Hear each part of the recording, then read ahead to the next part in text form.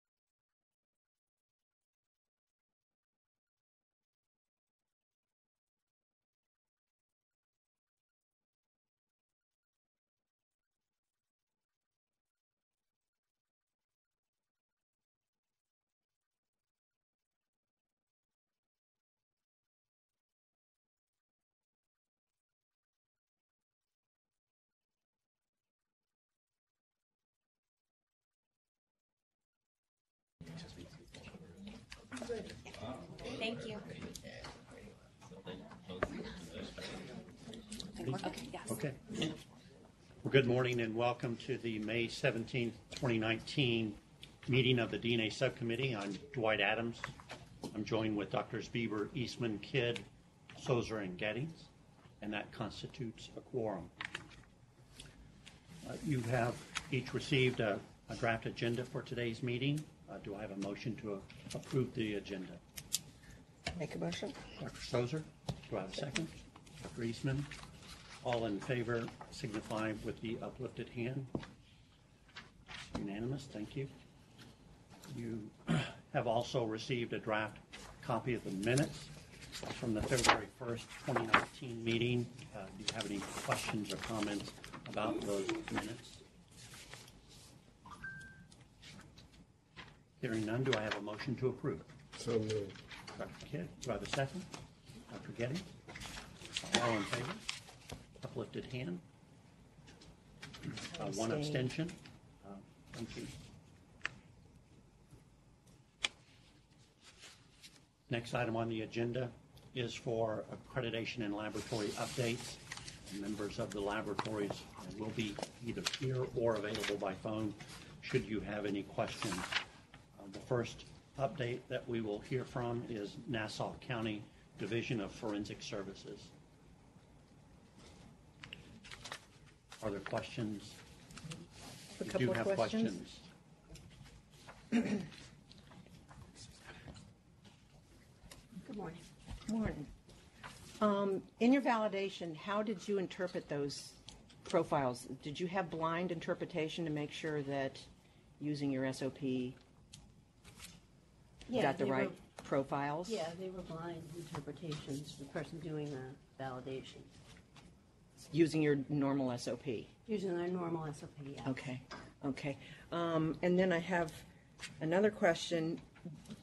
Do you have like a worksheet that you keep in the case file that gives the rationale for how the mixture was interpreted when you go to court, say, for example? So for this issue, it was clear major, and we define clear major as something that wouldn't require any math. But for mixtures that do require math, we have a mixture deduction calculator, which is an Excel spreadsheet which records all of that information for each location. So how do you determine the threshold of when you can just do it by qualitative rather than quantitative? It's analyst discretion? It's not analyst discretion. It's based on the PAT and the MIT and how clear the major component is. Okay, and one more question. Actually, it's not a question. Yeah, let me see if I can find it here. On our page 126, on your page, I don't see a page number on this. It's about, you have a statement here that says, This is in your SOP, Statistical Interpretation of Autosomal DNA Mixtures. It says a minimum of 5 loci must be present to perform a CPI calculation.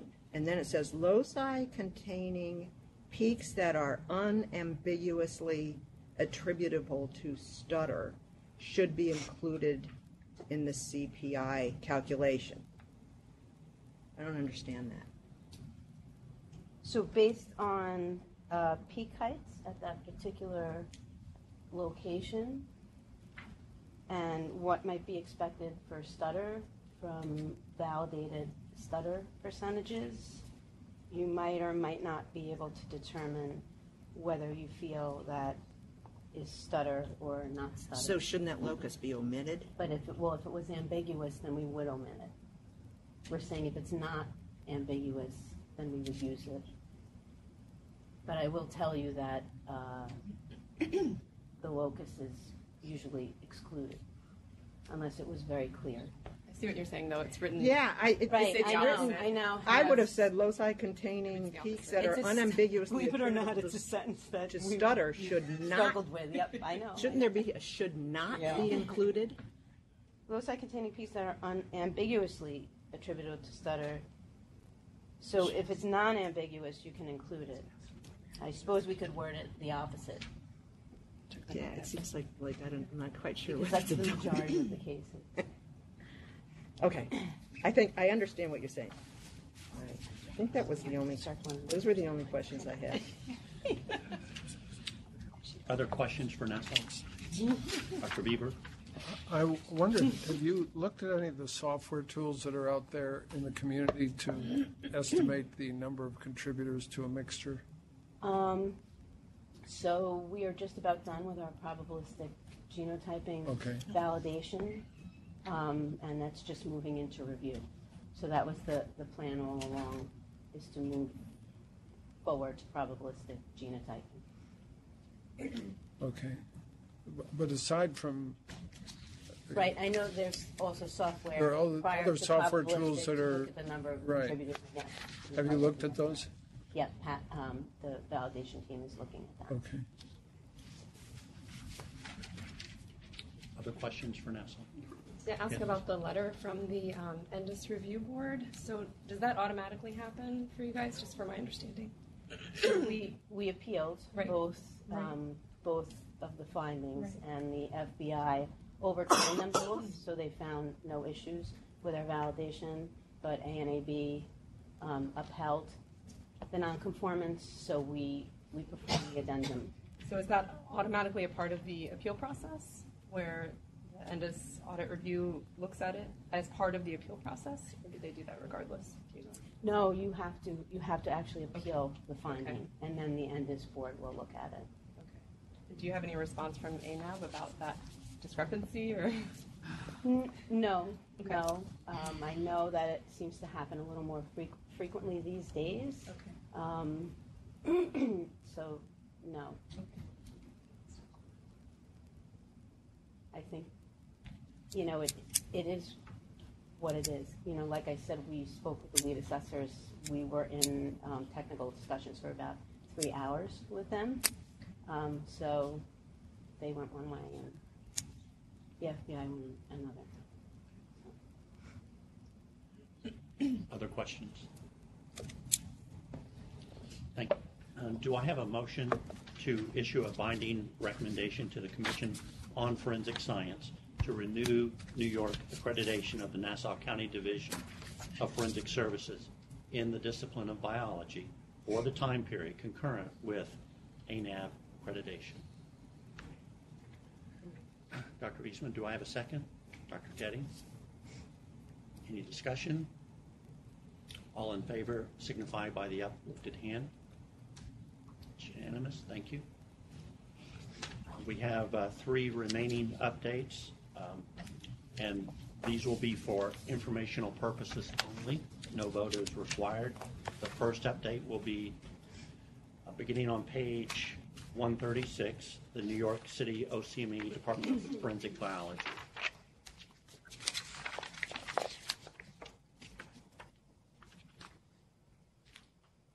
questions?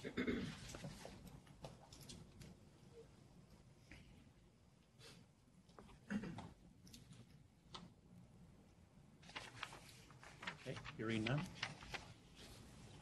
Next is New York State Police Crime Laboratory, beginning on page 140.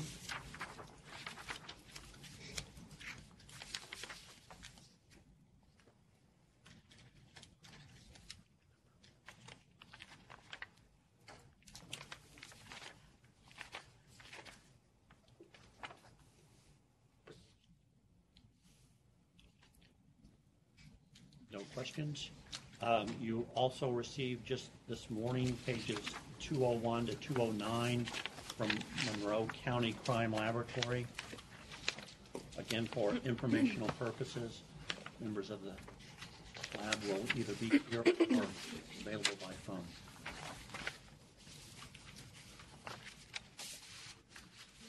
Questions for Monroe County? Okay. We'll move on then to old business. And the first item on old business will be an update from the partial match program, and I'll turn that over to Jill. Morning. So there are no changes in the partial match update. It's the same as the last meeting. So we have had 93 names requested. 49 names have been released. 47 investigations closed with 1 conviction and 1 arrest and 2 active investigations.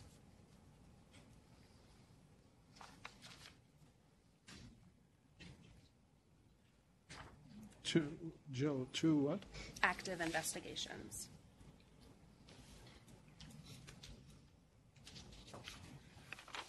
Any questions on partial match? So not many new requests are coming in. None since the last meeting. No. Okay. We'll move on to familial search. For familial search update, we've had 26 unique applications submitted for familial search request.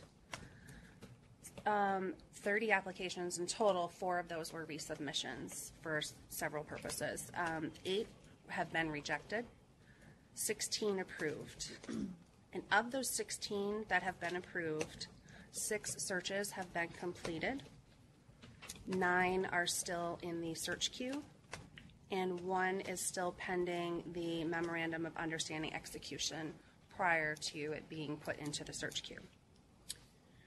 1 application has been withdrawn, and then the remaining 5 are in various stages of review.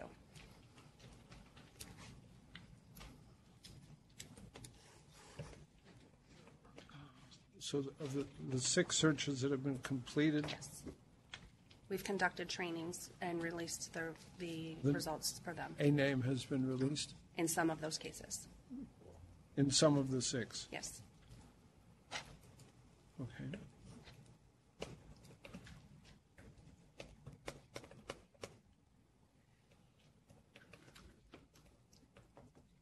$16 approved, 8 rejected. Yes. That adds up to 24. 8, 6, 4, and then you have What are the other? Where are the other 2? withdrawn 5 in various stages.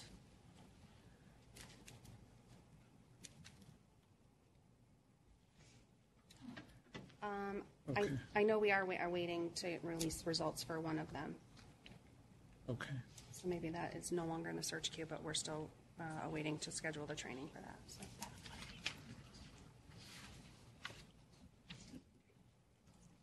Can you tell us anything about these applications? Are they for cold cases of long duration? Are they current active investigations? Or They're they both. Cold?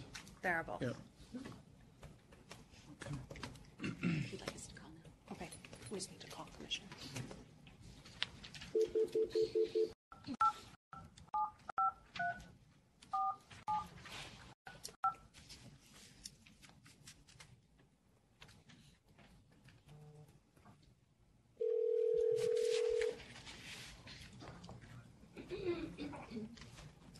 Hello. Hi, Commissioner Green, you're on. Oh, thanks. You're welcome. Next item on the agenda is the CODIS bulletin that we requested after our last meeting regarding the software bug. And I was firmly rejected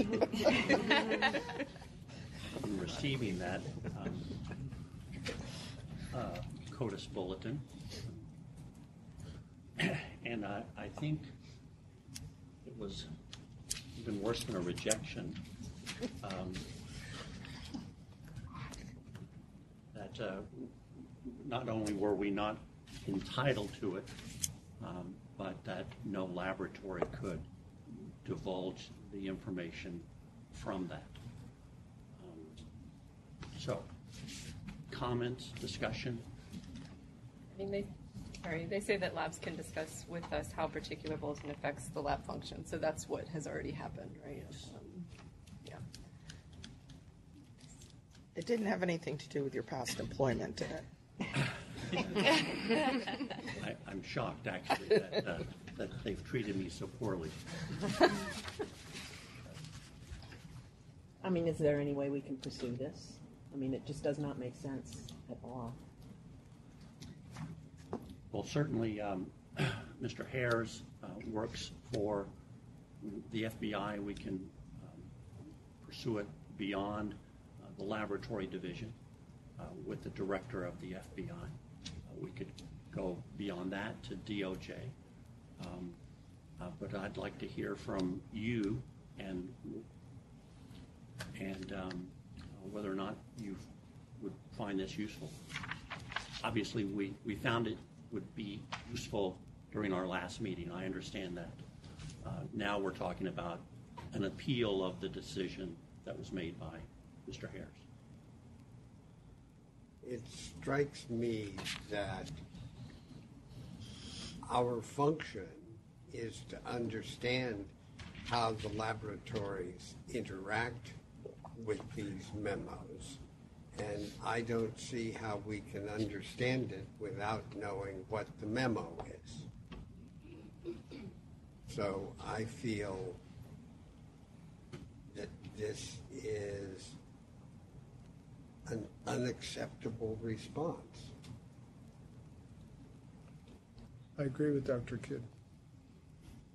In the CODIS laboratories, is it limited who all can see the bulletins, or anybody, any staff in the laboratory, or who can see the bulletins within the laboratory? Do we know? It's my understanding, and Tom, you can step to the table, that it's anyone who has passed their annual CODIS clearance that can view the bulletins. Tom Leach, Associate Director up at the DNA Data Bank. That's correct. So it's the ENDIS participating labs that have obviously memorandum of understanding with the FBI. Speak up. Sorry. It would include the employees of the ENDIS participating labs, as well as the affiliated law enforcement agency that the entity that ENDIS lab is within can view those documents. So, as Dr. Adams has said, we've requested before whether we could provide that information, and they had said that we couldn't provide that information outside of our laboratory. We run into this issue as well with IT folks as well when we have to work with them. They have to get clearance in order to be able to view the bulletins and any material from ENDIS that's regarding CODIS IT security.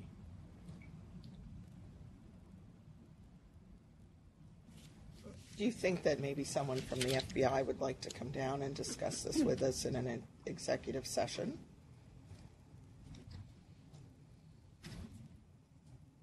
Or call in. FOIA. I'm assuming a FOIA request would fall on deaf ears. I was wondering if that's ever happened, if we can do a public record search to see if it's ever been requested before.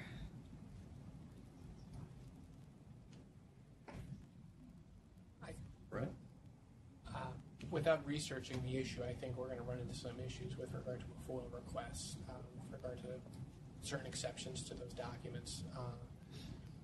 I certainly think the next step that Dr. Adams mentioned about perhaps maybe reaching out to the director would be a prudent next step, and see where we get with that, hopefully before the next meeting, and perhaps take a subsequent step about asking, examining whether it is a topic that we can discuss and address in special executive session. So I think those are, if that's the route you would like to go.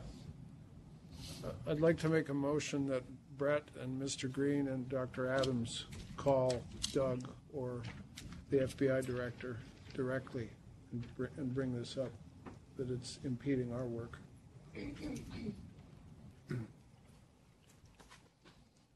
I agree. I think our next step will be either to call or send a letter to Director Christopher Wray at the FBI. Tell them why this is necessary for our work here, and have the fallback position of executive session if that is necessary. I will second the motion with that understanding. All in favor? It's unanimous. We'll proceed with a call, but probably the letter will be a more formal documentation of an attempt, and probably reach a little more eyes for review. So, assuming they continue to say no, within what they've said in their letter that the labs can discuss with us how a particular bulletin affects its laboratory function, could we ask someone, the labs or someone, when a bulletin comes out, to give us that kind of information or something along those lines? Like, is there a workaround where we don't have to see them?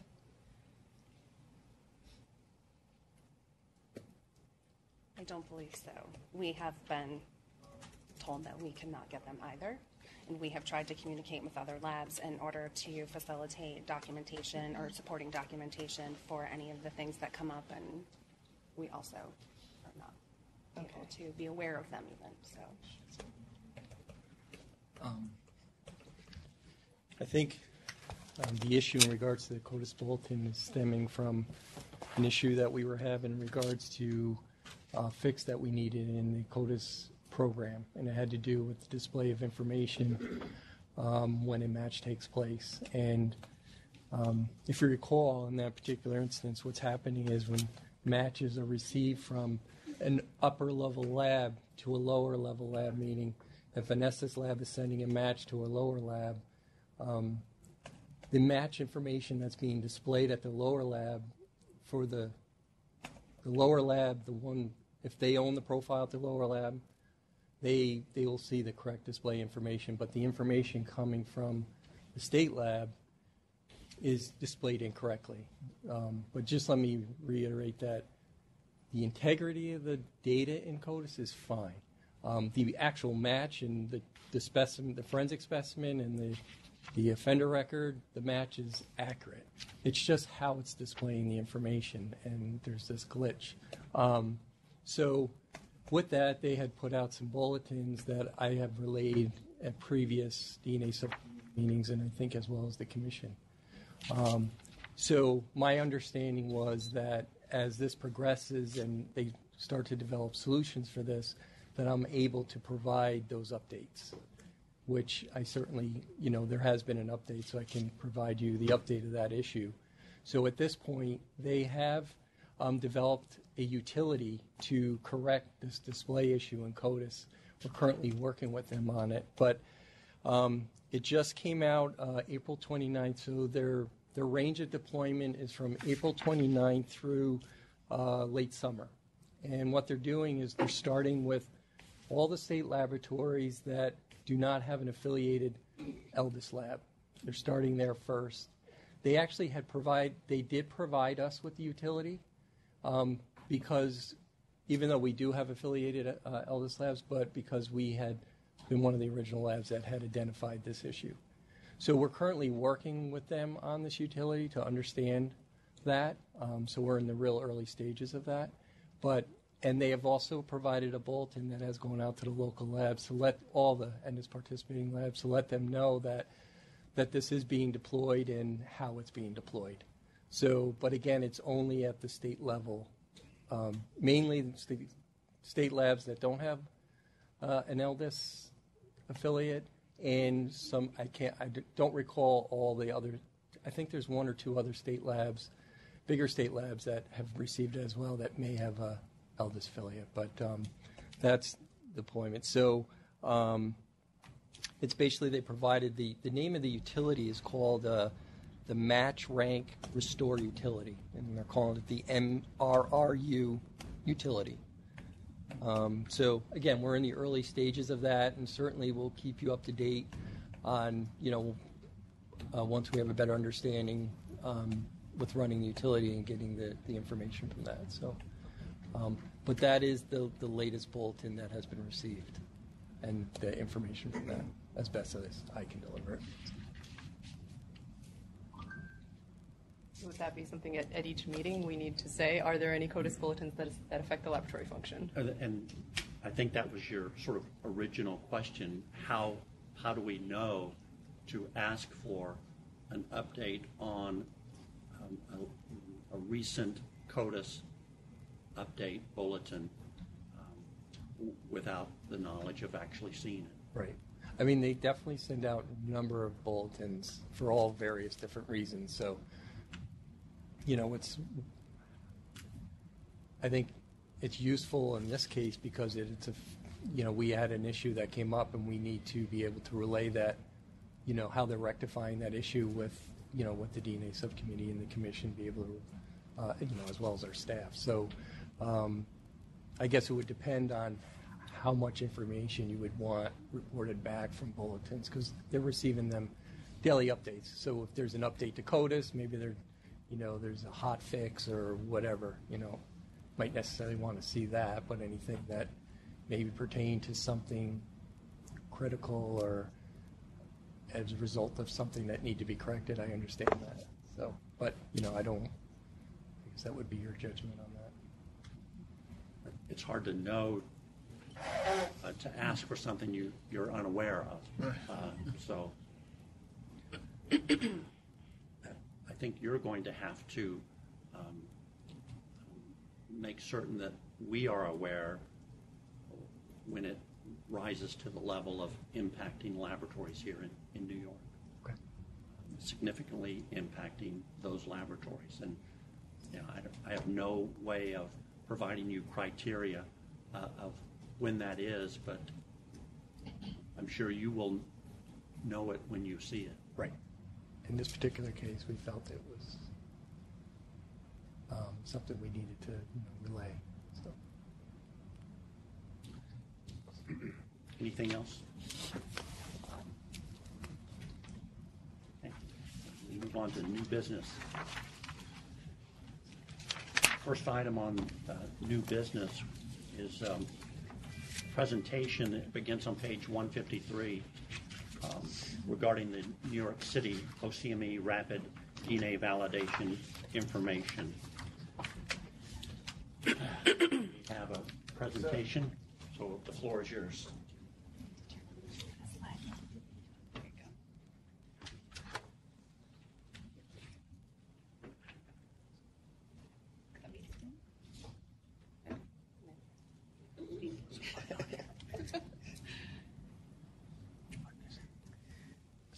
That's power shared. That one seems like it's on. Maybe just. Mouse maybe.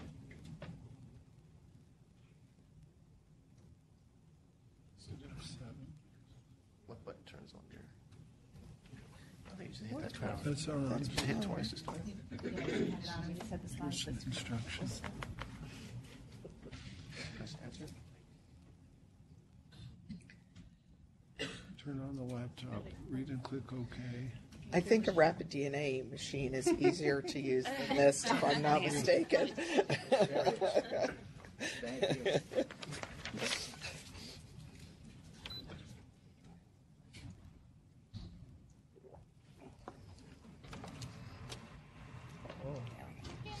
The magic touch. It's coming. Yeah. All right. You need to dim the lights. Yeah, maybe just the lights. I want to thank the committee for having us here this morning. My name is Mark Desire. This is Andrew Swigart. We are members of the Department of Forensic Biology, a specialized team within the department that does missing persons, body identifications, and mass fatality management. Andrew and I are also members of New York City's Family Assistance Center, and this is a unit that's activated in the event of a mass fatality, and we work with the families of the victims to collect ante-mortem data and DNA samples in hopes of making identifications. And it's really what we're here to talk about today is disaster victim identification and how we can use this rapid DNA system to better serve the families and make our department more efficient in these large-scale events. So I want to talk a little bit about that, how we got to where we are, and then Andrew's going to discuss the methods, materials, and results of this validation. We've come a long way since 2001. We've learned a lot. We've gained a lot of experience through lessons learned out of work on the 10 other mass fatality incidents that have occurred in New York City since 2001, along with another 10 terrorist attacks that we've also experienced. Part of our advancement has been in this Family Assistance Center area. We meet regularly, monthly. We have exercises a few times a year with all of the other agencies that are a part of this. And it's our job to collect those samples and use them to make DNA identifications. So over the last 18 years, I think that we've really improved where we were from back then, as well as making the system as a whole within the city much more advanced. And the city has spent a lot of time with us making the medical examiner's office in charge. We partner up with the NYPD for this work with the families and collecting these samples. And what we don't want to repeat anything that we've experienced in the past. We want an organized, we want to be able to provide information to the families and not have them wandering around, going from hospital to hospital, looking for their loved ones. We want to give them information as we get it instead of them learning about it on the media or through social media. So we've come a long way in being able to have that organization and working on the other incidents that we've had since 2001 to improve this process. The federal government has also recognized this ability here in New York City. They've created a regional catastrophic plan.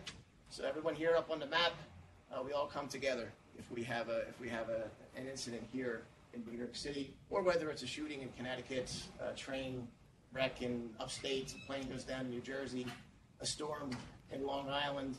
You have agencies at the local, the county, the state, the federal, the military, volunteers. We all come together to help each other. That's what we saw in 2001 as well. So this was the start of creating these regions throughout the United States, but as far as I know, we're the only one that actually has completed this. Our ability to respond on the postmortem side to these mass fatality events, we're the largest medical examiner's office. We've got medical examiner transport teams. We're able to start that identification process at the scene very quickly. So the information that we gather, the remains are brought back to the morgue, and then samples are sent to the DNA lab. So this process will happen very quickly. If we have, like we've seen in the past, setting up a family assistance center and having to bring in those families from other countries, other parts of the United States, that could take time. That may take a few days. So once we sit down with the families, we already have post-mortem information that we can compare that ante-mortem data to and make IDs very quickly. So this response time on the post-mortem side is already there. That's something that we've critiqued and something worked through World Trade Center. We've been able to advance some of those DNA techniques over the years. It's the ability to generate particularly DNA profiles from the families very quickly is what we'd like to discuss. If we had a way of doing it using the RAPID system, we could accomplish this at the Family Assistance Center. We can collect DNA samples from those family members and then have them go to a briefing, the NTSB, the FBI, depending on what kind of mass fatality it was. As they're being briefed, we can generate DNA profiles and make identifications right there at the Family Assistance Center through a medical examiner, of course, to make this identification. We can do this while they're still, rather than sending them home and have them sit by the phone and wait for contact. This is a part of our training with Family Assistance Center of Psychological First Aid. I've spent the last 18 years working on mass fatalities, working with the families. Pretty much defined my career, working with the families. And you hear a lot about closure. I'm not sure I believe in closure. You're always going to miss that member of your family. But if we're able to give the family something, have them be able to return home and start that healing process, help with that grieving process, I think that we'd be doing our job a lot better.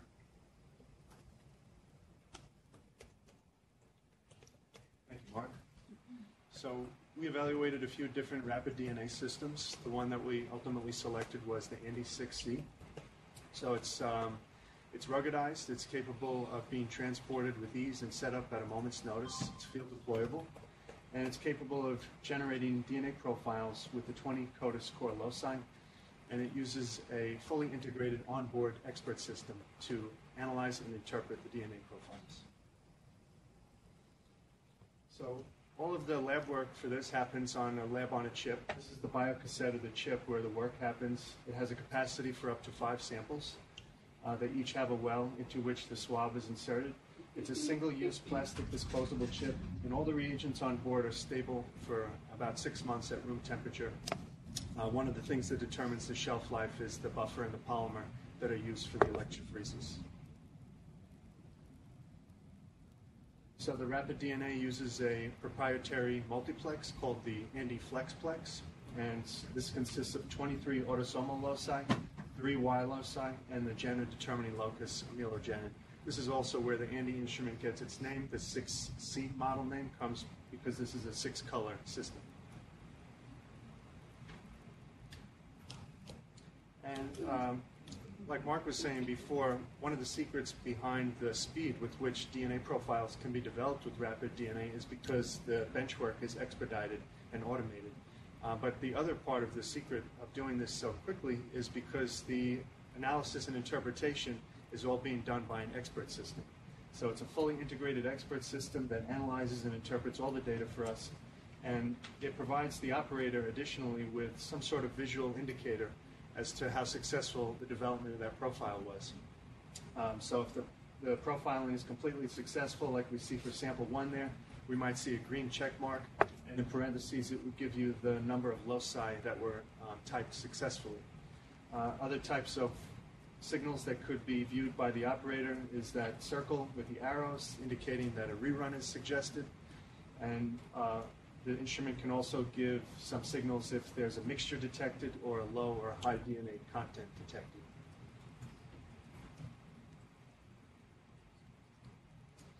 So in developing this validation, we were guided largely by this memorandum that was issued a few months ago from Douglas Hare's FBI CODIS unit chief.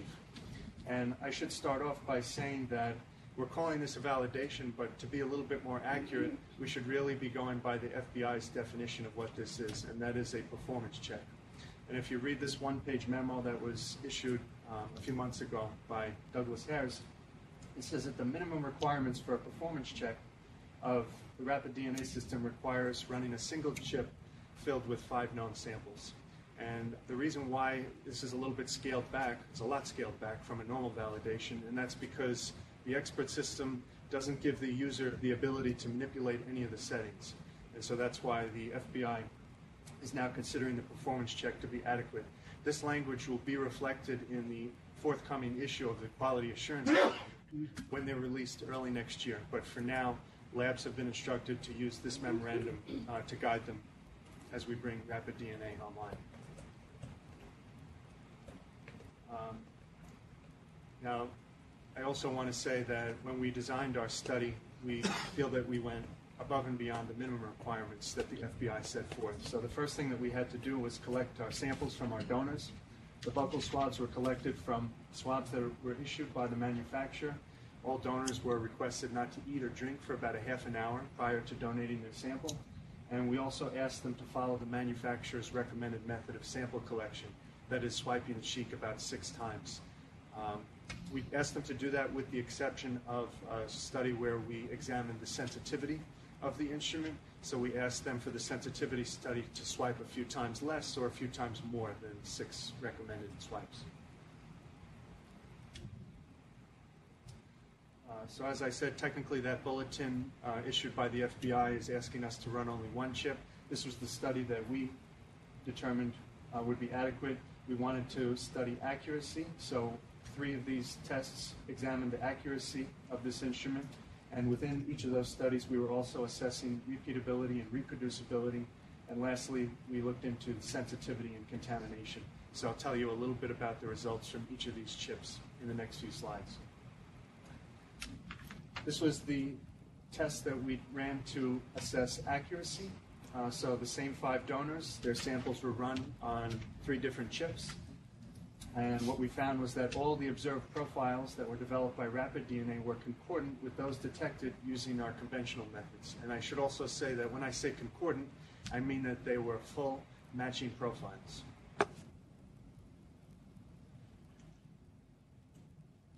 Within those studies on accuracy, we were also assessing repeatability and reproducibility. Repeatability, of course, is when we're taking an experiment and we're running it a second time. We're having the same operator run that same experiment to determine if they can achieve the same results.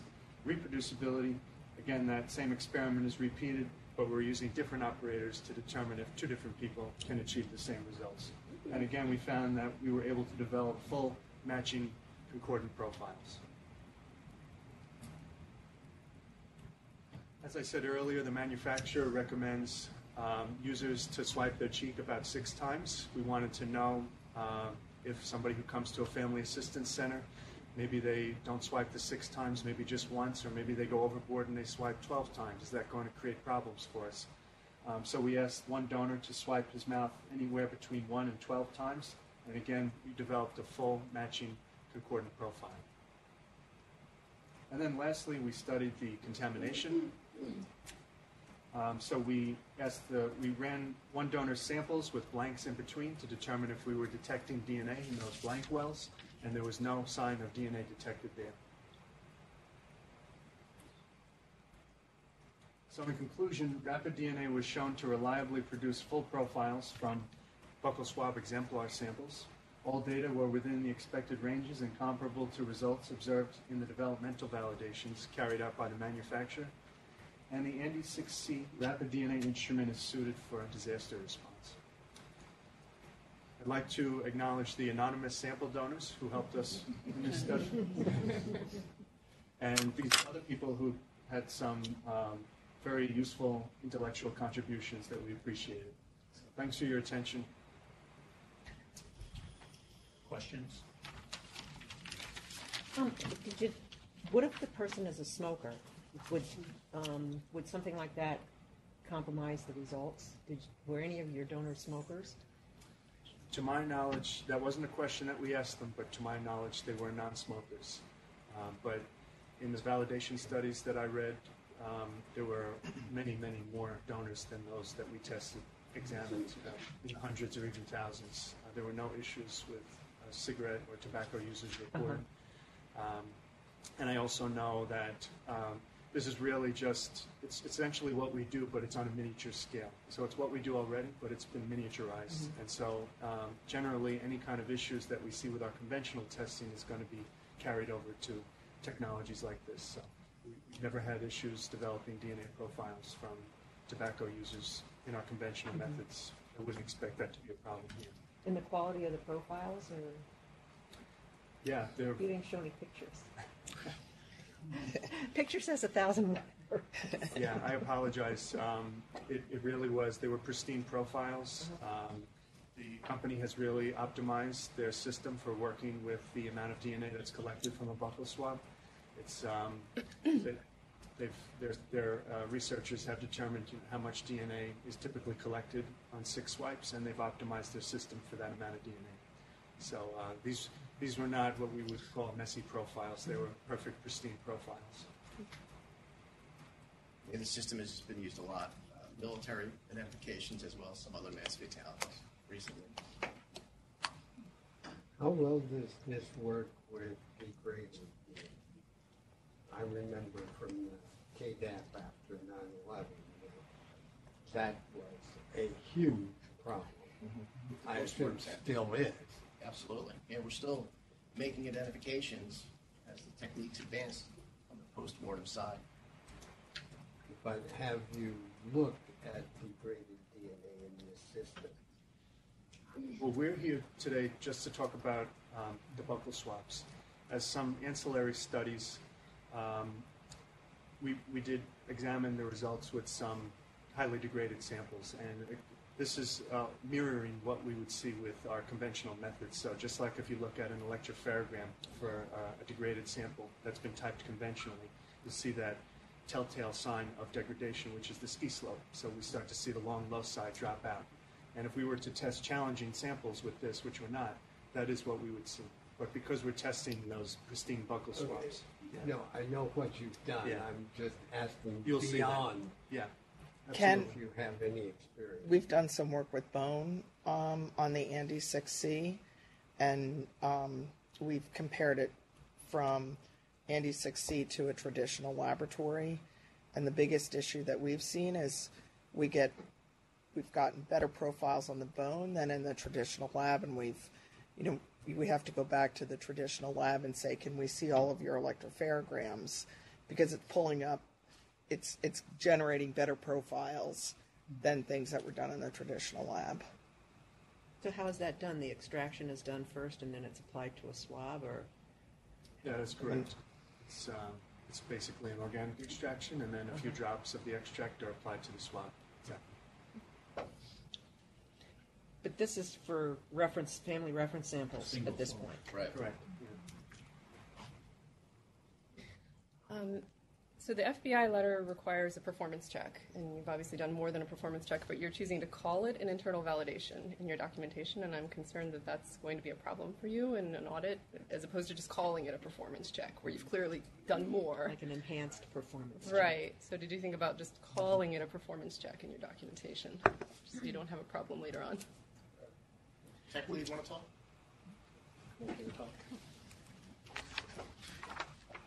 Hi, I'm Eugene Lin, DNA technical leader for the OCME. We've discussed that, and we obviously did a little bit more than a performance check, so that's why we're calling it a validation right now. But maybe we'll entitle that a little bit differently, so that you're right. When an audit does come in, an auditor comes in, they won't match that to an internal validation.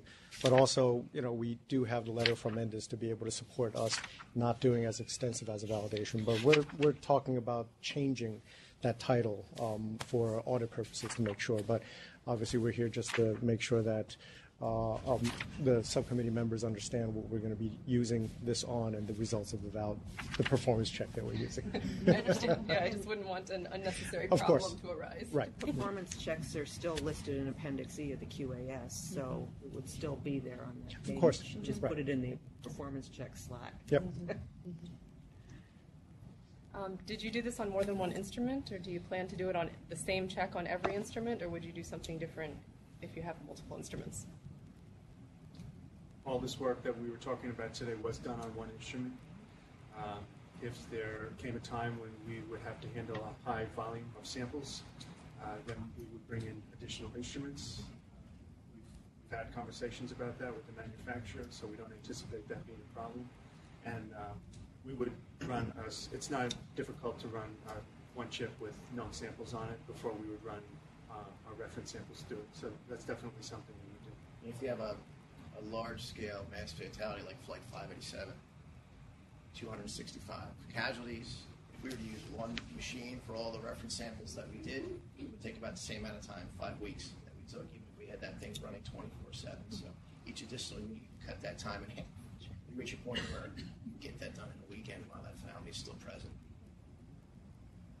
Is there a particular reason why they can't have chips with more slots in them so that you can run more samples per run? It just seems like. They want the instrument to have a small footprint so that it's easily mobilized.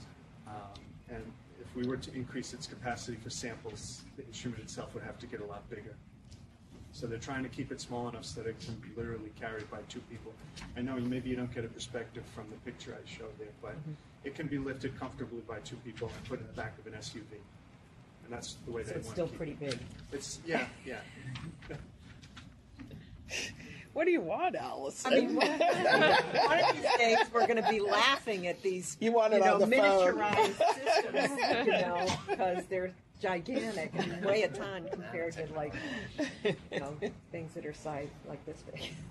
It would also be a lot more expensive to run if you only had a few samples, and it could take True. 100 in one cartridge. You Right. could burn the That's whole what you cartridge. don't want is to waste those extra samples, Yeah. which we wouldn't do because as we collect samples, we fill up cartridges completely. So about how much per sample does it cost to run? Price per cartridge? It's around $1,500 for us. You know, that would depend on what kind of contract a particular agency worked out with the manufacturer, but that's our rate. 300 bucks a sample. Other questions? Thank you. Thank you. Thanks very much. Thanks. Thank you.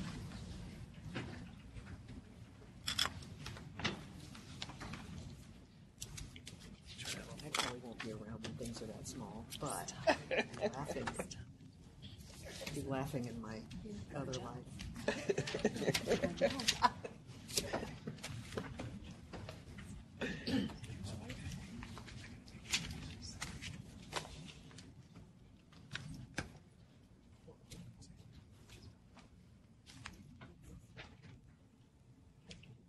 Well, this is going to be the second time today that I've disagreed with the FBI. I actually want to commend the OCME for your enhanced performance check. And I think that's certainly reasonable. I think you've set a benchmark for future validations that we would see. And that really leads us to the next item on the new business agenda, and that is future validations. We have historically in this subcommittee considered the validation from A vote needs to happen on the OCME validation, the presentation of it. My apologies. Apparently we need to vote. So we need to approve or reject the performance, the enhanced performance check for the rapid DNA system conducted by the OCME. And Can I ask a question? yes, you may. What precedent does that set? If we approve it, does that mean that other labs in New York should follow a similar model? That's really where I was headed, and maybe we need to head there First. to answer that question, and then we'll go back to the vote. So, should we consider, are we approving for use as well as just saying this was a really great performance check? At what point are we headed? Well, certainly one issue is approving the use of the Andy 6C for OCME use. Does that carry with it approval for any other laboratory to do the same thing? And that's really where I'm headed with our history and where we are today. Being grandfathered or having to come before the committee to show similar efforts in an enhanced validation study. And that's what I want to hear from each of you. where you believe we as a subcommittee should go regarding rapid DNA identification on single source samples, and whether or not other laboratories that want to implement such technology would need to come before the subcommittee to demonstrate a similar enhanced performance check, especially on other technologies. I have a question. So the quality assurance standards allows for rapid DNA on reference samples, correct? But they haven't gone to casework. So what about identification of victims of mass disasters, like doing bone and tooth? And I mean, that's going to be a separate validation, correct? Doesn't get grandfathered in under cheek swabs. I mean, if somebody was to move to doing that, to identify victims of mass disasters directly, or at least develop profiles, does that fall under a validation? I think we would need to be clear about what we want to see come before us after today. We need to be clear on what we're approving today and what we intend to see from anyone in the future. Same technology, different technology, same technology, but different sources of samples.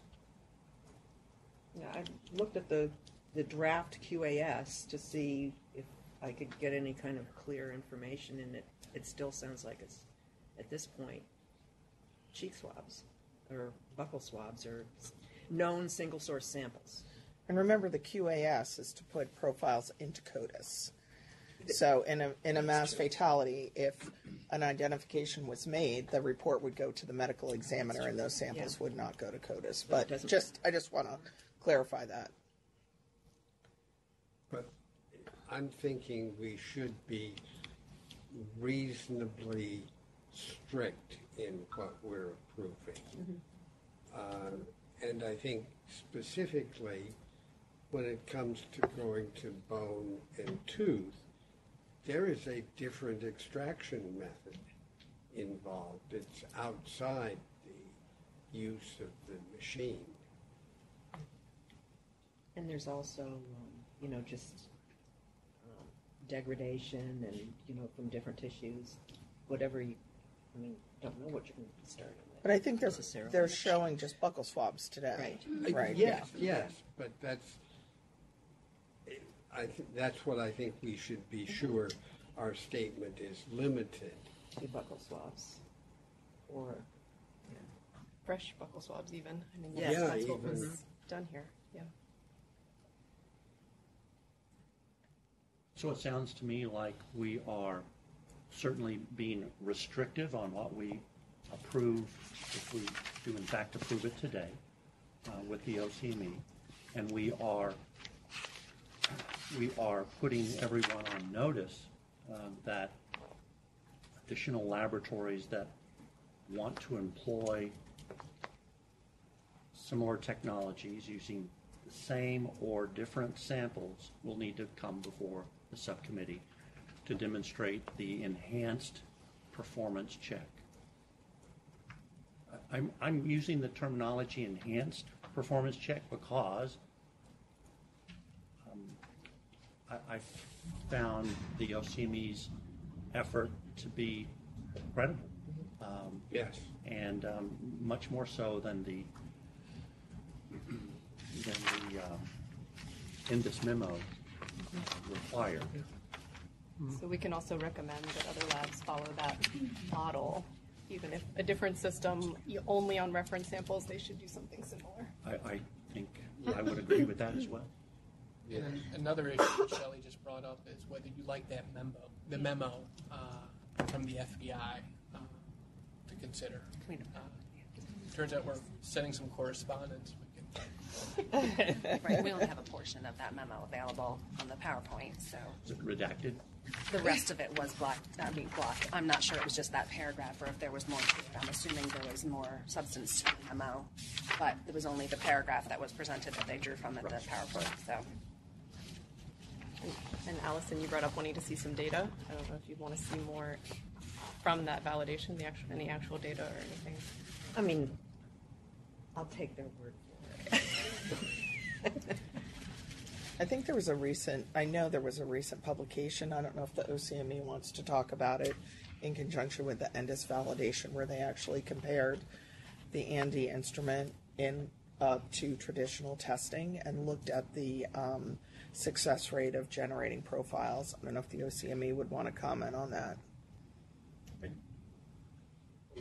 Would we be able to comment on that? I don't think we're prepared to do Oh, something okay. Alger, but as of this time. But if you'd like us to comment on that, we can definitely do that. No. In enough time. Success of the rapid instrument versus Versus one instrument versus the other.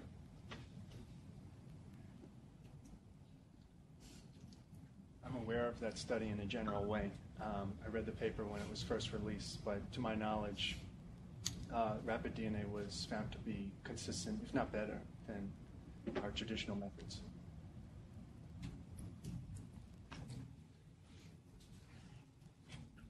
Okay, I think we are ready to do two things. One is to ask for a motion. Did I already get a motion? I don't think I did. Ask for a motion regarding the OCME enhanced performance check regarding the ANDI 6C and their use of that instrument in single source buccal swab efforts.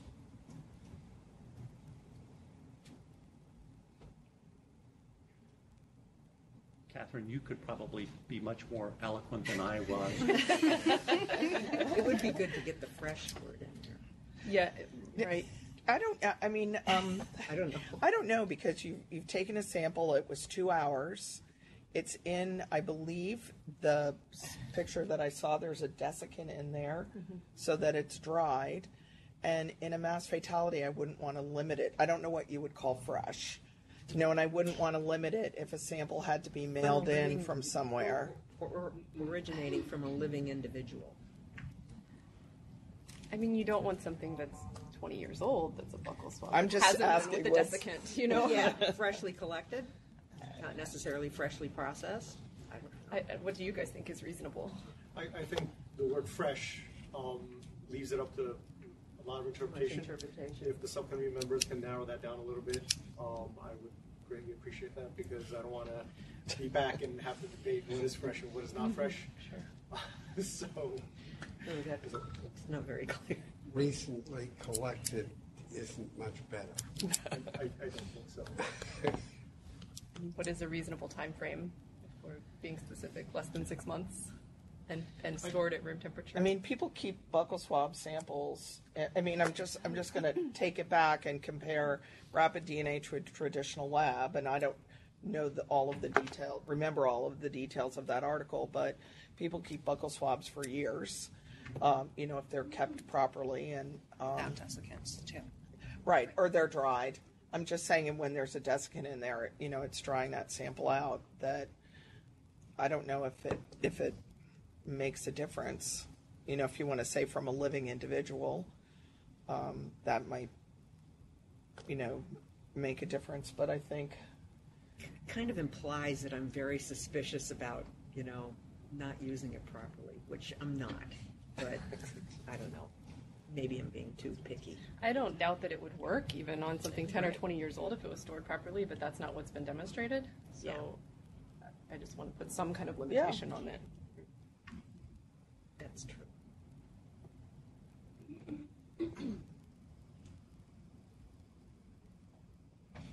Somebody come up with maybe the OCME has some older swabs they want to run on it. We can approve it at this amount now, and then they can run some older swabs later, if that helps. If I may just, put in a suggestion, we've demonstrated that these swabs are comparable to the conventional method, right? So if you have a buccal swab that, let's say, is 20 years old using the conventional method, My perceivement of our study is that even when you use it on rapid, it's going to be comparable. I mean, obviously there's going to be degradation. The buccal swab isn't going to be as good as whether or not it's fresh or not. So either using the conventional method or using the rapid DNA method, I think they're going to both be comparable. So if I may just put that out for the subcommittees to think about to see whether or not it's important to say fresh in there. Obviously, this is just a comment. So it won't fail because of rapid. It will Correct. fail because it would be failing degraded. because of perhaps degradation and maybe it was not stored correctly. But I don't think it's going to fail because of this technology, because we've proven at this point that this technology does produce exact DNA profiles, concordant DNA profiles between the conventional method and this technology, and specifically the Andy 6C.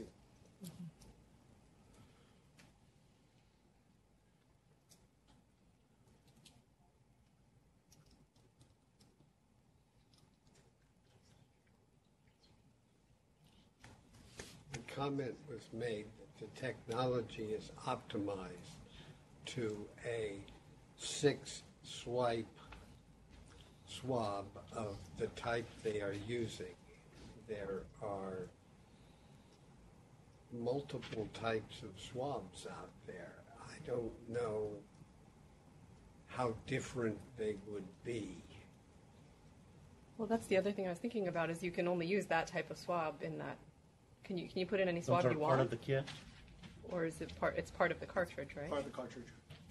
Those swabs come with the purchase of the cartridge. The manufacturer states that you could take a conventional swab with a wooden shaft, break it and insert it into the instrument, kind of as a makeshift sort of thing. So they say that's possible. It's not something that they recommend, though. Okay. So if we limit it to being done with the swab that comes with the cartridge, then that would automatically preclude using old references anyway. Right.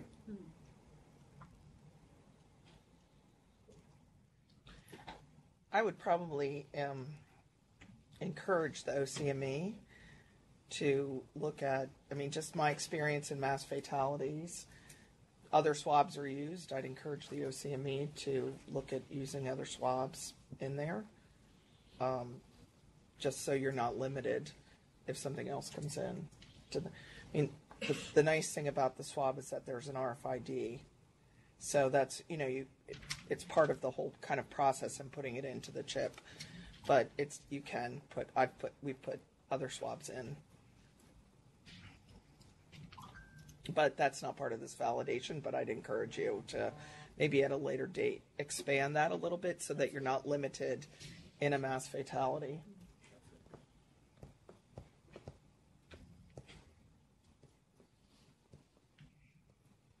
So we're at the point of needing a motion. If we say that the approval, however we word it, the machine and the swabs that come with it.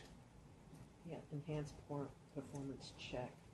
Right. Using buccal samples collected with whatever that swab. The manufacturer's suggestion. Yeah, So or because they're something. not recommending the standard wooden shaft, that would be outside of the purview of the manufacturer's recommendations, perhaps encompass something of that. Right.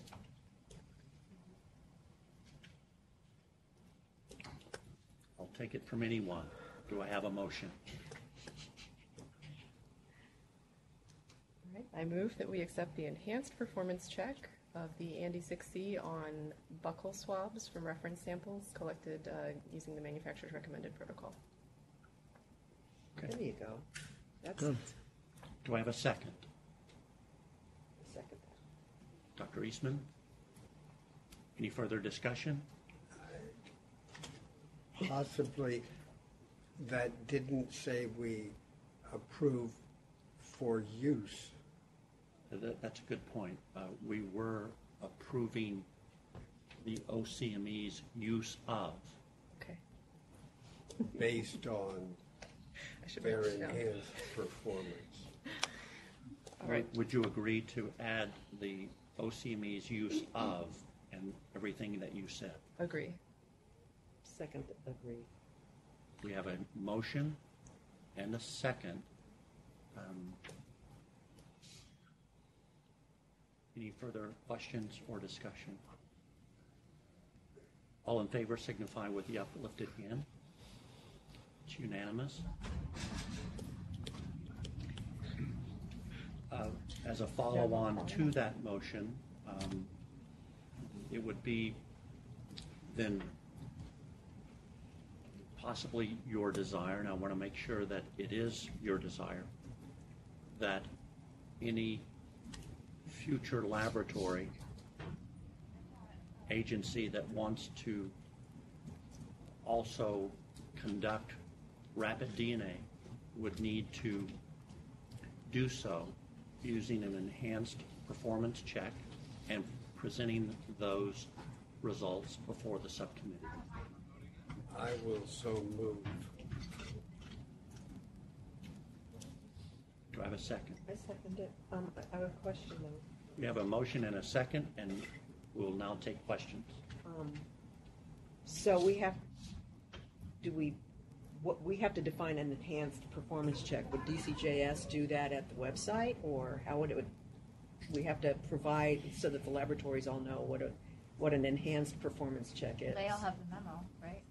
Is it outlined in the memo? Well, no, The the memo is performance actually, check is, in my opinion, somewhat lacking, and I commended the OCME for their enhanced performance check. So I think at a minimum, the methods and samples used by the OCME should be the benchmark.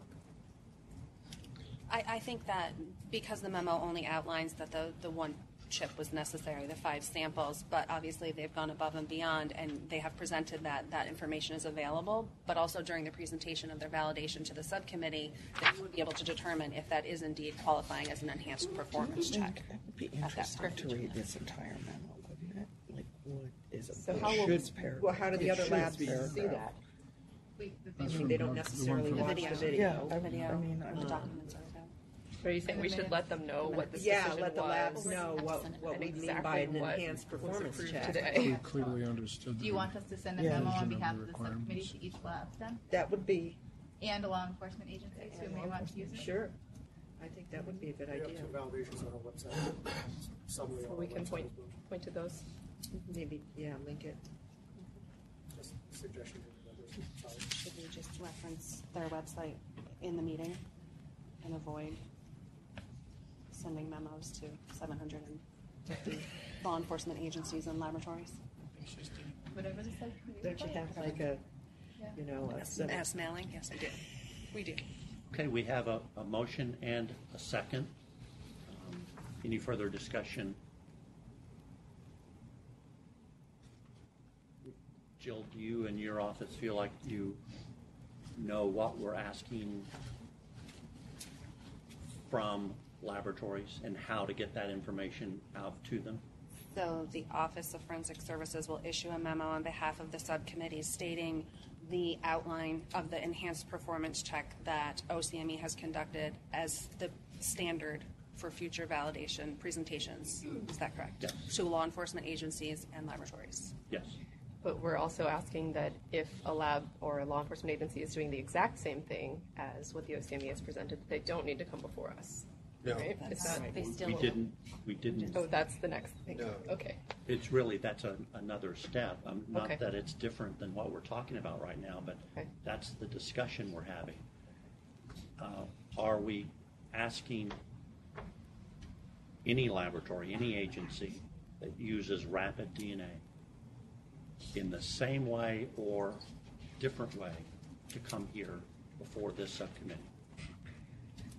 I think for now, because this is so new, it wouldn't be a bad thing if they all knew they had to come here so that Yeah. they don't misinterpret any of this. And I've already forgotten the exact words I used in the memo, in the motion. For use, But- you added for use.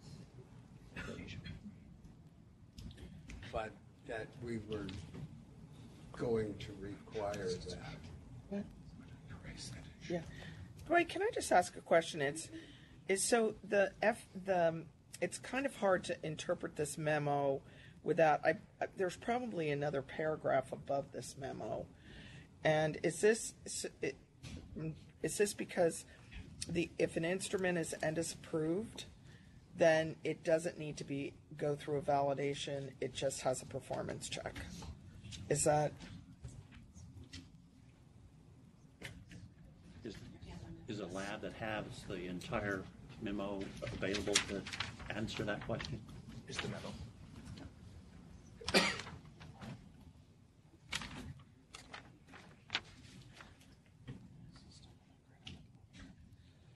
Okay.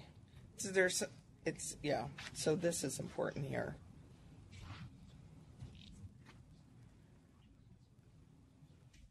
It's QAS section 4623. So I think if we're saying, yeah.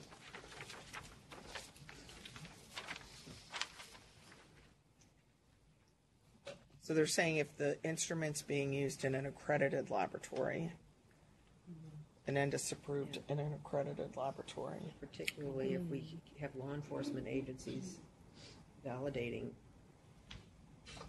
the instrument, we would definitely want to see. I just looked at it quickly, but yeah, it's non-laboratory type.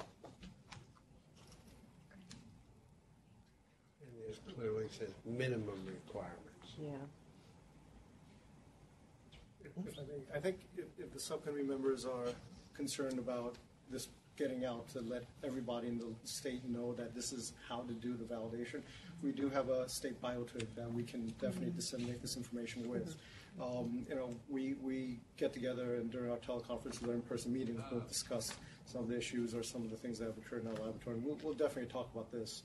I'm sure it will be a topic that we can discuss, in the upcoming meetings, and we can indicate exactly how we validate this. So all of the DNA technical leaders within the state can be all on the same page as to how this should be done.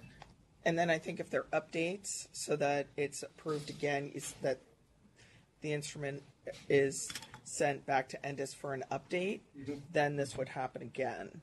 So it's another performance check. Right? I think that information can get out relatively easily to the New York State Forensic Laboratories because we do have a good system of communication that was put in that'd be great. CTS. So the BioTwig is always there to disseminate this information. So, Jill, your office then would work on the wording to get that information out? Absolutely. Okay. So we have a motion and a second. Dr. Kidd, do you recall the motion? It's good you're on video. No. That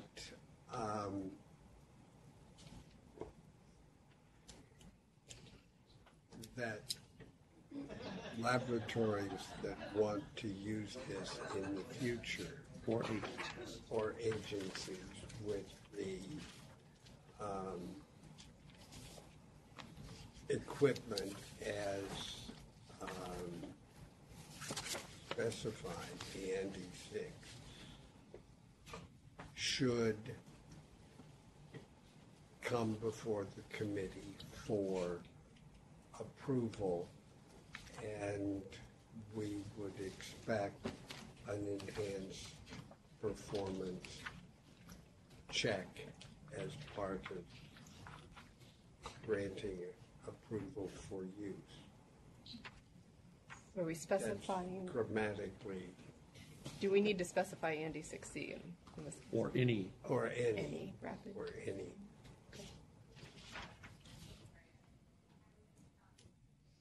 Dr. Eastman, do you second that version of the motion?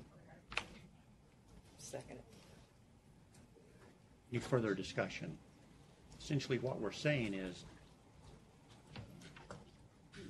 we want any future use to be brought here to show enhanced validation. Yes. Any instrumentation and any sample type. Yes. For a binding recommendation for this body, approval of a binding recommendation. Okay, so this is a binding recommendation for the commission. So I don't know if it's any sample type for a performance check. Yeah, some sample types. I mean, I for think the that- buckles. No, but the approval would be for the type of performance check they did when they came before this committee. Okay. I think we just want to be careful that I don't want to set an expectation and then have people do something, bring it to the committee, and then the committee says, no, this is not okay. That's my only concern. If it's, if I'm looking at that memo's for accredited lab. And, so I think everyone's in agreement that work was done and that's okay. I don't know for something else if you'd feel the same way with, an enhanced performance check, if it would look the same way as what they just did. That's what I'm saying. And I think that's the very reason that we're wanting the individuals to come to the subcommittee. Yeah. Yes. And I think it would be important to try to define that ahead of time on some things so people know what to do. Well, so if they want to start to use it, it doesn't take a long time and then we say, no, it's not this. But that's basically being done. The example of what this enhanced performance was that we liked is being made, all of the labs are being made aware of that. So if they deviate slightly, that's not, if they do a different kind of contamination validation, I'm not going to say, no, it's not exactly what OCME did, therefore we're not accepting it. But I think that it's an enhanced validation study, and then for whatever purpose they wanted, the validation has to be relevant to that purpose. So I don't think there's any problem if they're coming before us, if they did a validation exactly like the OCME, but they want to use old swabs and didn't use old swabs, I think we would then question it. I agree. So maybe there could be some mechanism if they want to present that validation ahead of time to the committee for feedback, the committee members or plan, the committee members could look at that. I just didn't want to have it, go on for a long period of time, I think. That would be helpful to people. Deviating from what we saw today. Different samples. Mm-hmm. Okay, we have a motion, we have a second. Further discussion? Hearing none? Can we read the motion again? I'm sorry. No. The motion was for a binding recommendation for future laboratories and agencies wishing to conduct rapid DNA analysis on any system and any sample, or did we strike that? No, Okay. Okay, any system and any sample will need to conduct an enhanced performance check and come before the subcommittee to review and approval. Yes. Is that And what for you're concerned approval about? of use. Any sample type Sample type. going with enhanced performance check, leading them to believe that that's all that's required of any sample type.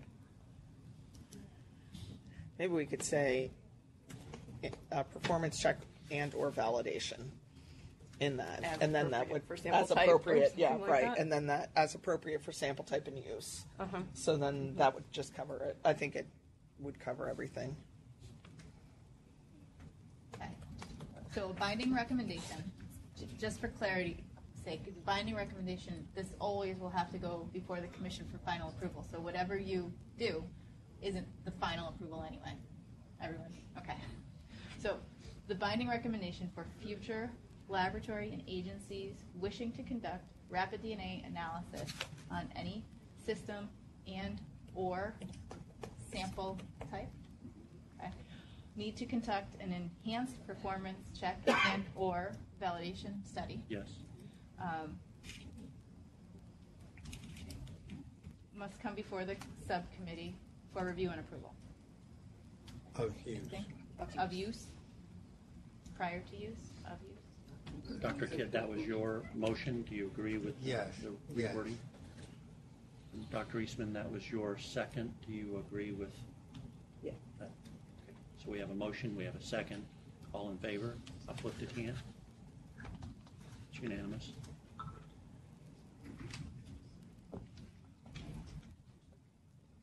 Brett, did the vote for the OCME also need to be a binding recommendation? It does. Okay, I need to stipulate then, and if you'll agree, that the vote that we took approving the OCME will be a binding recommendation presented to the commission. All in favor of that? I see everyone shaking their head yes, so thank you.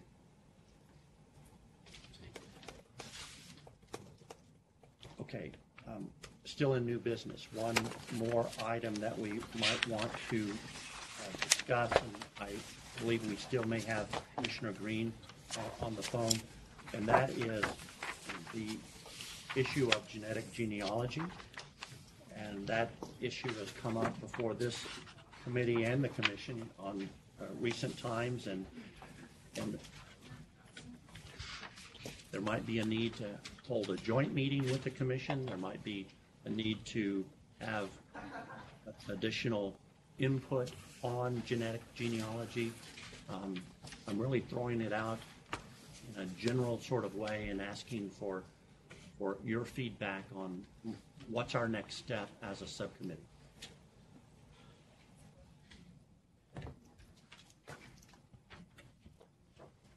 Well, some of the work along these lines might actually be conducted outside of New York State, because any agency within the state could send a DNA sample to an outside company for SNP typing, and then on the test menu from some of these companies, they can add on the genealogy packet. And then that is performed, and leads are given back to the customer, which could be the Monroe County Sheriff or the Erie County Sheriff or the Rochester, New York Police Department. And it may not be any lab in New York State that's doing this work.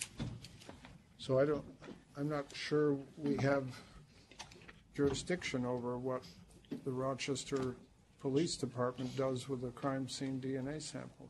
Does it have to get accessioned at the Monroe County Crime Lab? It's my understanding that any DNA sample that would go out for testing, like out of the state, would need to be permitted and approved by DOH. And in New York State. How far along has Parabon gotten with that approval? The last update we have is that their application's still in process. In Albany, yeah. See, I thought DOH only regulates government agencies, or not non-government agencies. They don't regulate. If I can jump in, this is Mike. In my understanding, and a lot of it comes from information that Ann Walsh has shared with us during the course of commission meetings, is consistent with what Jill indicated, and that if a private company wants to do work along the lines as was suggested, that they have to be permitted by DOH. So I think as I look at this, there's a number of questions, but one of them is, how do we, as a state, want to try and get our arms around making sure that work done, if work is going to be done by another lab, or any work in this space is done up to our standards. And so, for me personally, I think one great solution would be if a New York State lab, got themselves to a position where they could do this kind of work within the state, and then it could be regulated within the confines of the DNA subcommittee and the commission. And then once the profiles were developed, I think what happens to them afterwards in terms of their use with these genealogy databases would be less of an issue. But barring that happening, then I think we need to think about collectively with DOH, do we just wash our hands of this as a commission and say it's not our game, it's DOH's, do what you want with it, or is there some way that we can work with DOH, to make sure that we have some level of consistency and we're not holding New York State labs to one standard in terms of how we expect this type of work to be done in a forensic setting, and having an entirely different standard if an agency decides they want to go out of state to a private lab. I don't know, Brett, where you are on that. I think we were looking at whether or not there was a possibility that DOH, if they wanted to, would have the ability to somehow delegate that function to the commission in limited circumstances. But I think that's the issue for me is, do we want to just say this isn't our issue, this is DOH's issue and walk away, or do we want to somehow try and do this in a way that makes sure we preserve the integrity of the work up to the standards that we would expect if it were done in New York State? Because the consequences in terms of the impact on the system, to me, are the same. Mike, it's Fred Beaver. Could you, again, help me understand how DOH has control over police agencies doing anything with their evidence? I'm confused. Police agencies. I think it's with the labs. My understanding is that if a lab wants to do the testing, and I think it has to do with ultimately presenting the results in the state, that they have to be permitted. And I'd have to go back, again, I'm basing this based on what Ann has told us at commission meetings. And I don't know, Brett, do you have any other information on that? My recollection is, based on conversations on the presentation on Ann Walsh, it's dictated by public health law with regard to all biological samples. And when those statutes were drafted, it certainly doesn't seem they were drafted with the evolution of where we are today. And there's a bit of a disconnect between the DNA subcommittee and Executive Law 995 and the public health law, and trying to bridge that gap. It's essentially one of the legal hurdles that we're going to have to discuss and evaluate. And we're in contact with Department of Health's office, exploring that issue on a legal front. So right now, if you were in New York and you wanted to have a paternity test done by a private laboratory and you sent that sample out, it would have to go, the lab could only test a sample from New York if they had a New York State license. And the director of that lab was licensed by the state of New York. So I think that's my understanding. So does that apply to criminal evidence, biological evidence? Your understanding is that it does. It's the same thing. My recollection is it references biological evidence. Okay. And that's part biological sample. Yes. Okay. Or if you wanted to have a pharmacogenomics test, same thing. No matter where you were. I think when Ann was here, I asked her what are the repercussions for a lab. So the evidence might not be accepted in court, but otherwise I don't know that there are any repercussions for a lab like Parabon if they went ahead and did it. There may be. I believe I recall that dialogue, and then I recall when we went back on the record, I think there was further dialogue. So there are certain limitations, is my understanding in the law, with regard to if you operated outside the DOH permit process, there could be, I believe, potential consequences. Just doing a little quick research here. The one thing I'm coming up with is New York State Public Health Law, Article 5, Title V, Section 574, and Regulations, Part 58-1.1G of 10 NYCRR, and basically indicates that laboratories performing testing for any specimens collected in the state of New York must hold a New York State clinical laboratory permit or have test request approval for specific tests. And then it's got a list of approvals that have been granted. So, Mike, if someone wants to know if they're 13% Slovenian and they're sending their own cheek swab through the mail with the kit they buy at CVS Pharmacy, does that lab, Ancestry.com or 23andMe, have to have a New York State license? They're supposed to. I find that.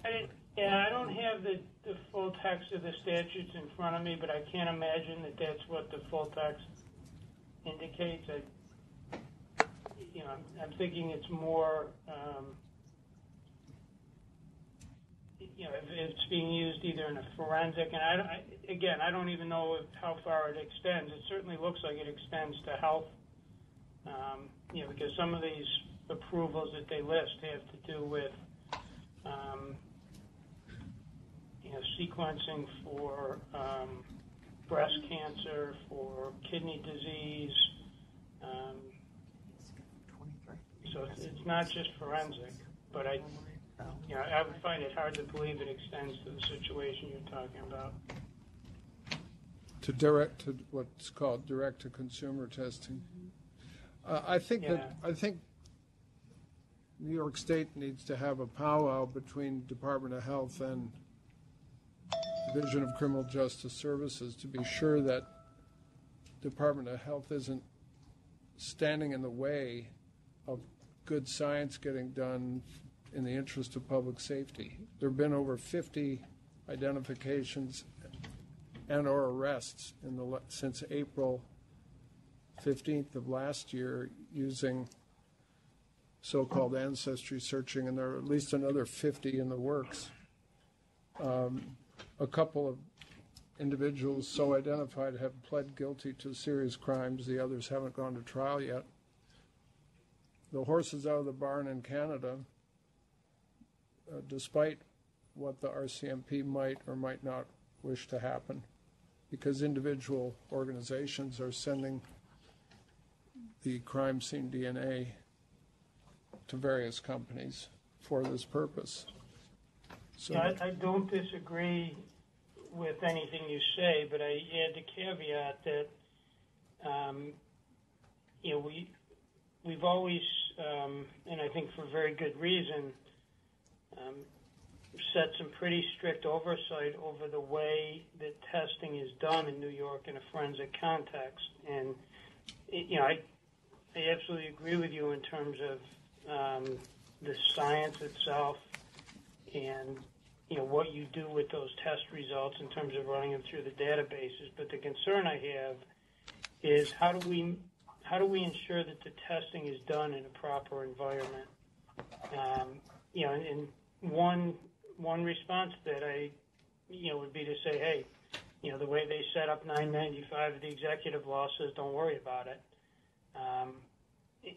But when you look at the Department of Health jurisdiction, at least as I understand it with the permitting, and you look at the potential implications, I think as a state, we have an interest certainly in making sure that the best testing is being used and used in the right way, but we also have an interest in making sure that the actual, testing or, I don't know how you distinguish these, but development of the profiles is done in a lab, that basically lives up to our accreditation standards so that we know that things are being done properly and that they're not being done in some shoddy laboratory and we're taking unreliable results and running them through this genealogy process. So I agree. I'd love to see it used. I'd love to see it used as quick as possible, but I think we, in one way or another, whether it's DOH on its own or whether it's some joint process with DOH and this commission, if the wet labbing is going to be done out of state, I think we need some process to make sure that whatever labs are doing them meet our standards. As I said, for me, the easiest and cleanest way to have this done would be if some New York State lab, could get up to speed in doing this type of testing. That could just go through our regular process, and we wouldn't have that problem other than a capacity problem. Well, and probably most people in the room have seen this paper, but I'll bring it, Mike, to your attention. It's published just recently in Forensic Science International, volume 299, pages 103 to 113. It's called Genetic Genealogy for Cold Case and Active Investigations. It's authored by Ellen Graytack, C.C. Moore, and Stephen Armentrout from Parabon. And it goes through their protocol and the challenges and opportunities that these methods offer, and some of the speed bumps along the way. It might be possible to get Ellen to come here to this subcommittee. She gave a 15-minute presentation at the American Academy meeting in February that I was at, and I actually gave a 1-hour presentation on the subject at that meeting with a constitutional law professor from Michigan. So, and Ken knows more about SNP profiling than anyone within 100 miles. So I think we have the resources on this, as well as Amanda. We have the resources on this subcommittee to address this very carefully and thoughtfully. It sounds to me as though Commissioner Green provided us with a dichotomy, and that is to walk away or to stay in the game. And I'm not sure that this subcommittee is at the point of wanting to walk away from this issue. Am I correct in that assessment? Yeah. So, Commissioner Green, we don't plan to walk away. And that, I agree with that feeling. I don't think it's good that we do that. So maybe what I would suggest, if it's all right, I know Brett and Jill have been talking with the Department of Health, and if this makes sense to you, Brett, maybe we ought to see if they're to the point where they want to do some type of a presentation to a joint meeting, whether we have the subcommittee come to a commission meeting, or find another way to do it, where they let us know where they're at, and if they see an avenue for us to help them in this process, let us know what they've got in mind in terms of help, and we can talk as a subcommittee and a commission about whether or not that's a role that we can fill for them. I would like to say something that's a little bit of a footnote here. I think while it's interesting and exciting and certainly has been newsworthy to think about genealogy searching loosely defined, this doesn't take away in any way the potential value of familial searching.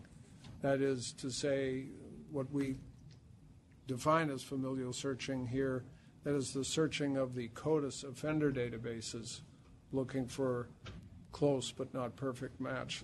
We have to keep in mind that those have been quite successful nationwide, and they typically end up giving one name, a single name, to the investigators to pursue as an investigative lead, while genealogy searching may give a whole section of a kindred, and there could be multiple persons of interest. So familial searching is actually potentially more specific than is genealogy searching. And I think sometimes these two concepts get confused or get mixed together, but they're different, and they each have advantages and disadvantages. Dr. Gettys. One other footnote is that I'm not sure what Parabon's model is, but it may be possible that the wet lab work is being done somewhere else, That's and right. then they're doing the investigative side of it. It is. So that's something to consider, that DOH could require the wet lab testing to be done in New York, and then the data and the investigative side of it is done at Parabon. To be done in New York or a New York accredited laboratory. Exactly. An example, Quest Diagnostics certainly is in Connecticut. I don't know if in New York, but in Boston, they do high throughput SNP typing on contract to Ancestry.com. So if Quest were a company licensed in New York, then the company is already licensed, and just doing it in a different location is not a serious issue. I don't think we need to require that the typing be done in New York. It seems even more complicated and farther reaching than the existing laws, though, to say that then the data itself is what we're concerned about and how it's being investigated, or how the lineages are being traced. It seems well outside the scope of the laws that we're My talking understanding about. is also that some of them, they farm it to a laboratory, but then like 23andMe and Ancestry, they do the interpretation. Yes. They don't do the wet work, they do the interpretation. Right. Which also could be an issue if there's no oversight in how they're interpreting, because it could be misinterpreted. Right. Yeah. Well, Jill, Brett, do you feel like you have at least a roadmap, a map of next steps? Abstract map, but no, I think we certainly need to talk with DOH. We need to address the legal issues, and then there's been some dialogue here about the wet work versus the dry work, and perhaps some different approaches to consider. So that is happening, and will continue to happen. It would be my recommendation then, once we have gotten on the same page with DOH, to perhaps do a joint presentation on that material to the DNA subcommittee and the Commission on Forensic Science for informational purposes, and any other presenters that you all may want to. It would be interesting to have some of the companies come in and present on that, as Fred suggested. I think in terms of creating some sort of ideas for workflow and how we want to oversee it in New York State, that would maybe the best option at this time. Potential August, or our office could obviously coordinate that. Sure. Okay. We will move on then to laboratory disclosures. There are two. There are no votes required. These are for informational purposes only. The first will be the New York State Police, beginning on page 178. Any questions or comments regarding that?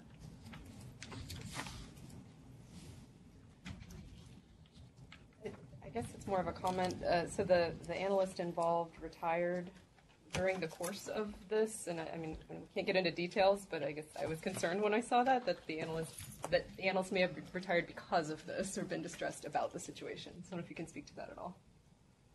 It's my understanding that this analyst, he had significant previous experience at the Department of Health, but prior to coming to New York State Police, he had been considering retirement for some time, and just chose to voluntarily retire. I mean, I did not personally conduct his exit interview, so I don't think there was a reason given that he retired because of this incident. He had already been considering retirement. So we had a corrective action plan that involves scenario-based training outlined for this individual, but he actually voluntarily retired before we could start that training. Anything else? Thank you. Next would be Suffolk County Crime Laboratory, beginning on page 180.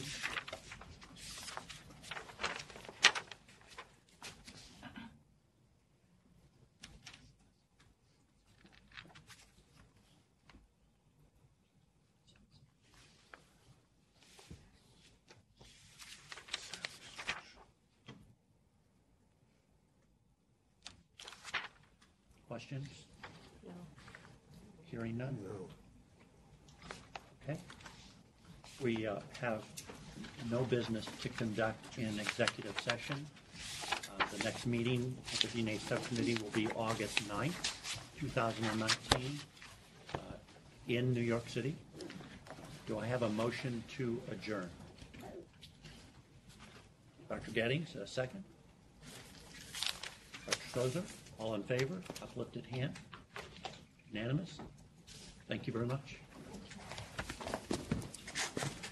We're all set, Mike. I'm ready.